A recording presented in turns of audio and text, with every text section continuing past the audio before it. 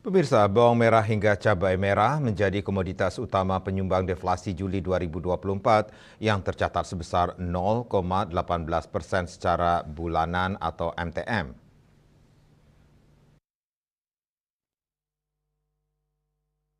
PLT Kepala BPS Amalia Adininggar Widyasanti menjelaskan, kelompok makanan, minuman, dan makanan telah menjadi penyumbang utama deflasi selama 4 bulan berturut-turut dengan andil 0,28% dan deflasi 0,97%.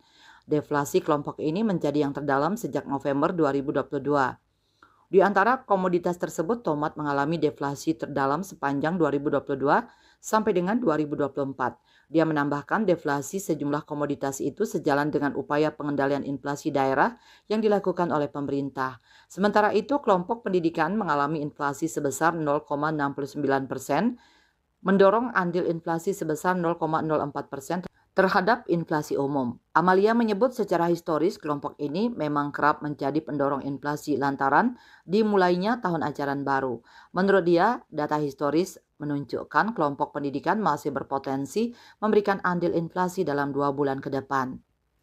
Komoditas lain yang juga menjadi penyumbang inflasi pada Juli adalah cabai rawit dan beras dengan andil inflasi masing-masing sebesar 0,04%. Di samping itu, emas perhiasan, kopi bubuk, kentang, sigaret kretek mesin, dan sigaret kretek tangan juga berkontribusi terhadap inflasi dengan andil masing-masing 0,01%. Bila ditinjau berdasarkan wilayah, sebanyak 32 provinsi mengalami deflasi, di mana deflasi terdalam terjadi di Sumatera Barat 1,07%, Gorontalo 0,95%, Papua Selatan 0,92%, Kalimantan Tengah 0,68%, Nusa Tenggara Barat 0,35%, dan Banten 0,24%.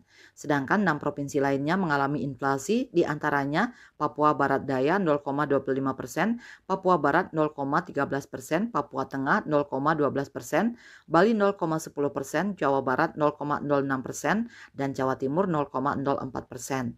Bali Post melaporkan.